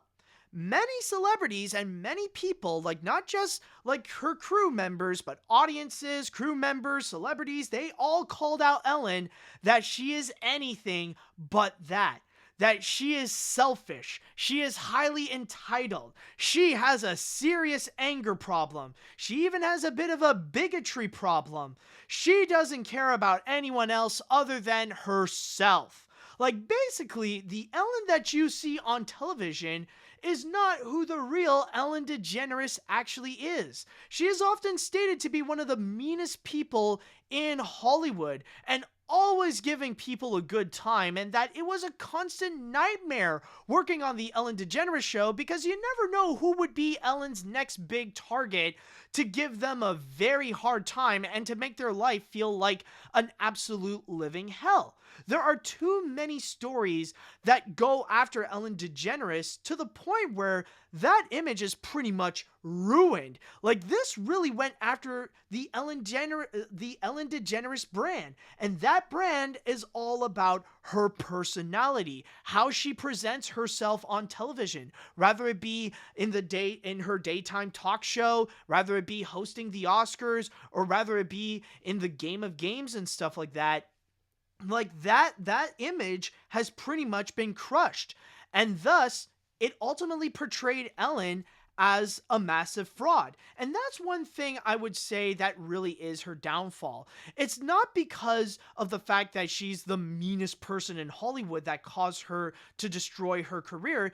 It's the fact that she is living a lie, that she is a massive fraud. And because she was a fraud, it immediately took consequence onto the show itself. Because people don't want to watch a lie, people don't want to watch a fraud, and that ended up causing a massive tank on her ratings.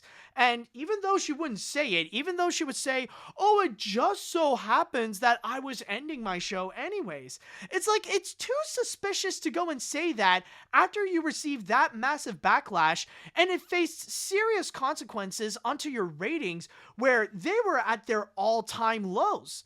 And by that point, ultimately, that's why I feel like there is massive doubt about Ellen saying that, oh, well, I'm just ending my show right here. It's like, nah, like, you knew your time was up, so that's why you decided to go and end the show right there, because your brand is not as popular as it used to be. And also, one thing that I do want to state right now is that I know that technically Ellen has stated in the past that she did apologize. And not only that, but also some of the blame can also be put not just on Ellen, but also some of the producers as well, where after the controversy was released, they immediately fired those producers that were very much problematic. However, though, oh man, Ellen is going down the slippery slope of trying to shift the blame to someone else. Well, she's trying to be sly about it. She's trying to be a little coy. But it looks like Ellen is starting to go into victim blaming. Like, literally, the day after it was revealed that the Ellen DeGeneres Show was over, Ellen would immediately go and start to slowly and subtly shift the blame onto the people who accused her. I'm going to read once again from another article from Variety, where she would state right here, where was it? Ah, yes, there it is. Okay, so in her own words, she stated, if that was why I was quitting, I would not have come back this year. I really did think about not coming back because it was devastating. I am a kind sorry about that. Anyways, I am a kind person. I am a person who likes to make people happy. Ellen's a funny girl. Ellen is funny. Anyways, I just keep saying to my wife, Portia, if I was a fan of somebody, and even if I love them, I would think there must be some truth to it, because it's not stopping.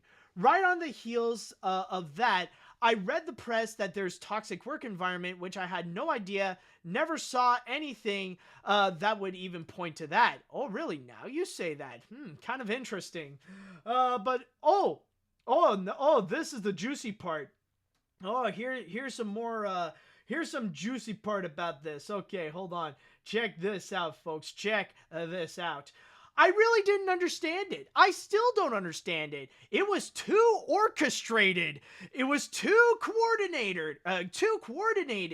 People get picked on, but for 4 months straight for me, and then for me to read in the press about the toxic work environment when all I've ever heard from every guest that comes on the show was a happy atmosphere this is, and what a happy place this is.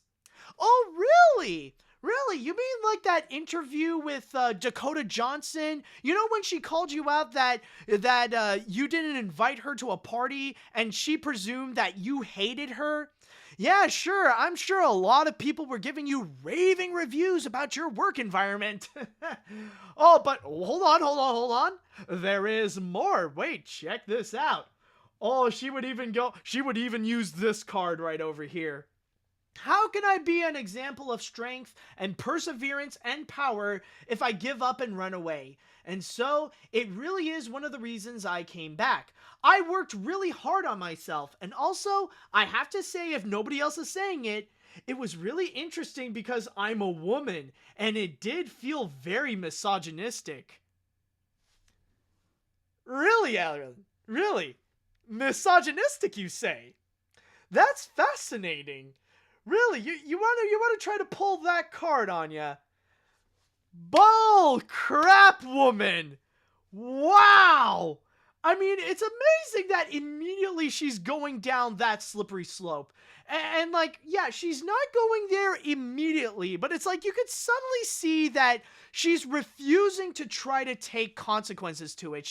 I feel like right now, Ellen is going down a much similar path to Louis C.K., where at first, yeah, they'll admit to all of it, and they will apologize for it, but then down the line, they will become more and more conservative, where they're going to try to not blame themselves. They'll try to shift the blame onto everyone else, and they'll try to go and like pretty much let out their selfishness. So it's like, okay, you want me to be the bad guy? Fine, I'm gonna be the bad guy.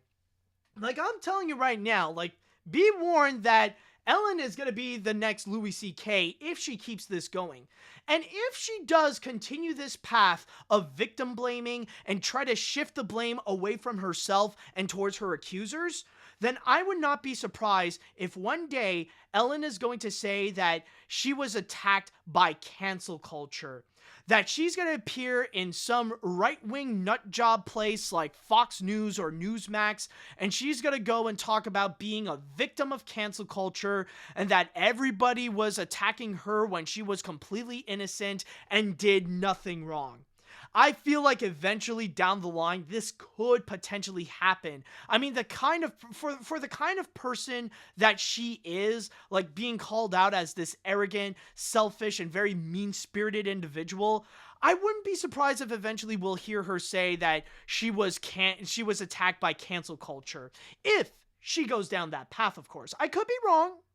But then again, that is the first signs that you see of the kind of abuser that doesn't want to take accountability, that they would go down and try to use, they would try to use scapegoats like cancel culture or their personal beliefs for the reasons why they are being attacked instead of admitting that their behavior was wrong. We've seen this happen plenty of times before. In fact, most people who say that they were a victim of cancel culture, or pretty much almost all of them, like, they're pretty much the same way. And it wouldn't surprise me if Ellen would be like that as well. But with that said, though, does that mean Ellen is going to be canceled? Does that mean that this is going to be the end of Ellen DeGeneres and this will be the last time we will ever hear from her? Well, to be honest, no. Because you gotta realize the reality of the situation. The thing is that Ellen, at the end of the day, even with all this happening to her, she is still a wealthy white person in Los Angeles. She'll still be able to do whatever she wants, and she'll be able to go and work in the entertainment industry regardless.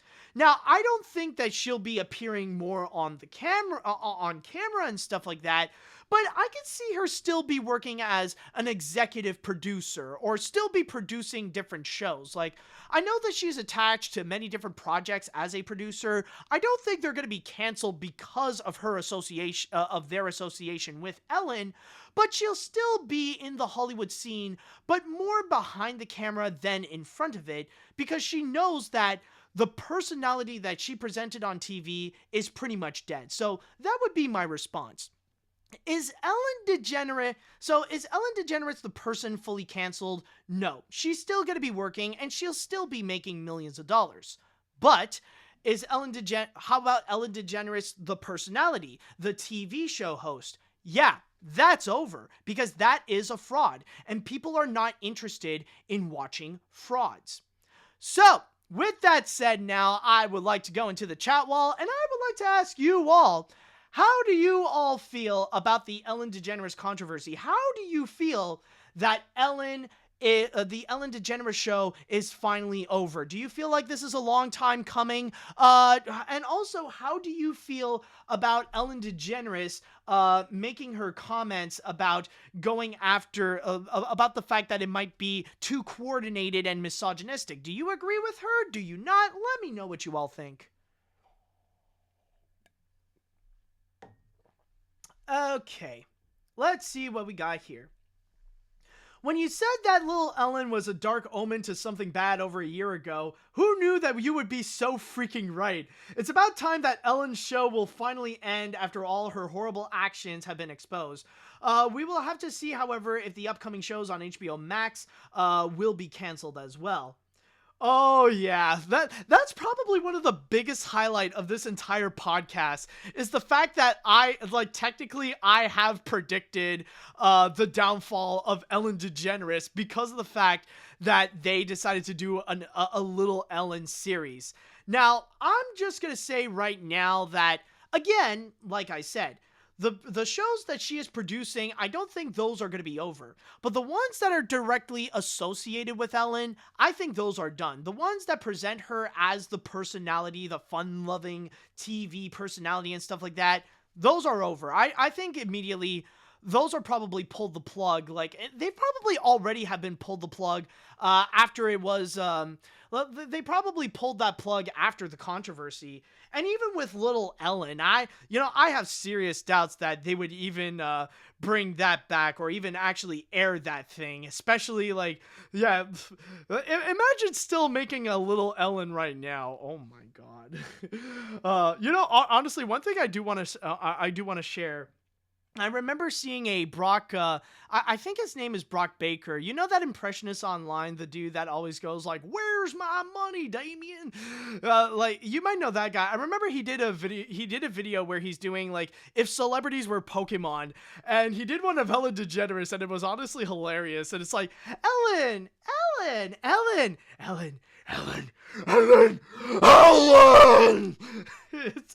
That was probably his best one in there. But anyways, back to what I was talking about. What else do we have here? When I heard that My Little Pony Friendship is Magic ended after season 9, that bummed me out more or less. The ending of her talk show after 19th season is almost similar to that. The reason I say almost similar is because A, My Little Pony was animated, and Ellen's show was live action, and B, Ellen's talk show lasted 10 seasons longer than those ponies did. I felt bad when she tested positive for you-know-what. Now, my question is, do I regret watching her over shows and movies that she was involved in? Well, I mean, okay, at that point, no. Yeah, sure, Ellen is considered to be a terrible person, but that doesn't necessarily mean that you should stop watching stuff like Finding Nemo. At that point, that's where, you have to put in the factor of separating the art from the artist. And if you are capable of doing that, if you're capable of watching something like Finding Nemo and watching Dory's antics without associating her with Ellen DeGeneres, then that's perfectly fine. You could still do that. I remember just recently, I saw Finding Dory, I saw some, not all of it, but I saw some of Finding Dory that was on ABC. And, I didn't, thinking about Ellen DeGeneres didn't really pop in my mind. I was able to separate myself from her. So if you're able to separate the art from the artist, then you shouldn't stop watching stuff that are associated with Ellen, like Finding Nemo, or stuff that she has produced, like Netflix's Green Eggs and Ham. Let's see what else we have. Let's see. At times like this, I wish Oprah Winfrey didn't cancel her talk show back in 2011. At least that show didn't have controversies as big as Ellen.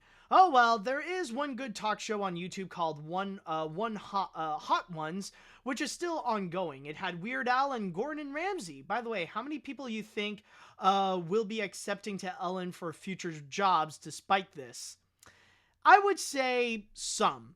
High-profile people that don't need it, they're not going to do it. But people who would need a job, yeah, they would. So that would be my direct answer to that. Well, we don't really have a whole lot of comments, but all right, I'll read 2 more. Here's something I could really add to this. Ellen DeGeneres' show ending underscores the excuse me, folks, LGBTQIA plus icons complex hypocritical legacy. Ellen helped define a culture of kindness that now feels more like a complicity, as a visibility earned through performative representative. Yeah, you definitely said it right there. Let's see, one more comment. This was really not surprising in the slightest. Considering how Ellen is actually a mean person in real life, honestly, it wouldn't surprise me if she could potentially go down in the same path as Gina Carano, and it could absolutely destroy her. While I do like Ellen and Dory, I really can't stand her as a person. Exactly. She spent her whole life basically living a lie. And now that lie has been exposed, the lie is unfortunately not as profitable as it used to be. Unfortunately, what am I kidding? I think it's for the best anyways. And with that said, that should do it for this episode of AniMat's Crazy Cartoon Cast. What a fun-filled episode we have over here, and I just want to say thank you all so much for listening, and thank you all so much for watching. And tune in for next week for we may find some more intriguing stories and more animation stories that we shall be talking about. So with all that said, until next time, folks, see you later, dudes!